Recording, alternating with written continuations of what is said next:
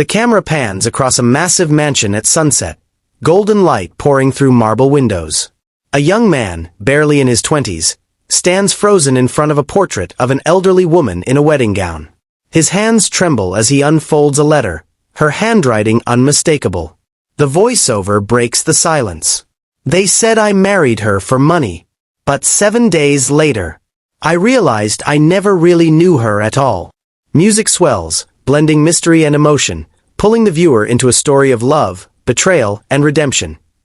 Ethan Cruz was 23, a struggling university student from a small town who could barely afford instant noodles and secondhand textbooks.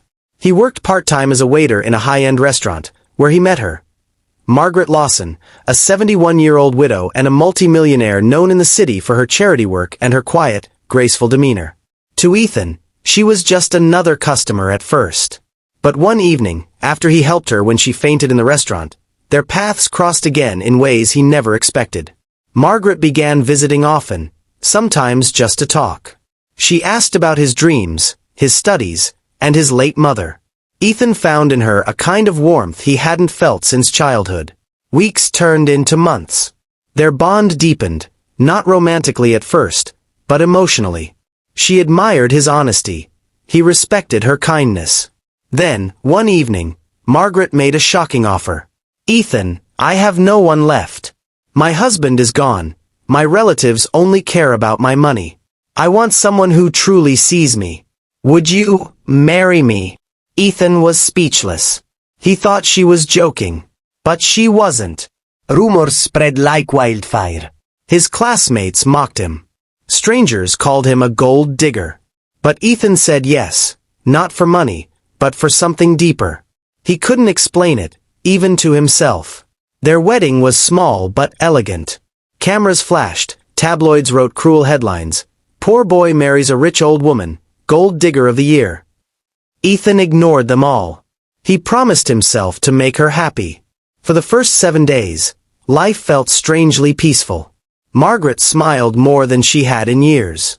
They had breakfast together in the garden, laughed over silly stories, and every night she told him, "You remind me that kindness still exists." But on the 7th day, everything changed. That morning, Margaret didn't come down for breakfast. Her maid rushed in, pale and trembling. Margaret was gone, peacefully, in her sleep. Ethan felt the world collapse around him. But then came the lawyer. A sealed envelope, her handwriting, and a letter addressed only to him. The lawyer said softly, "Mr. Cruz, she left everything to you." The room spun. He didn't care about the money, but the letter. The letter said something that turned his world upside down. Ethan sat in her study, surrounded by portraits and memories. The letter began, "My dear Ethan, if you're reading this, I am gone. Please, don't cry for me. I didn't ask you to marry me for companionship. I asked because I needed to right a wrong that began long before you were born." She revealed a truth that shook him to the core. Decades ago, Margaret and a young man had fallen in love. That man was Ethan's grandfather.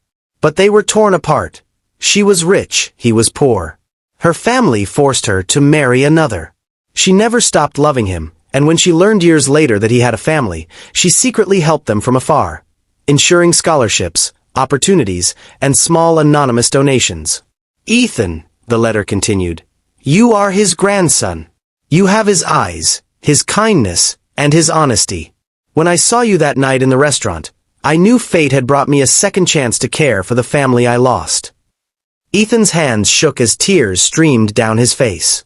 All this time, people thought he married her for money, but she had married him to give back the love she never could. And then he noticed something else, a key taped to the letter.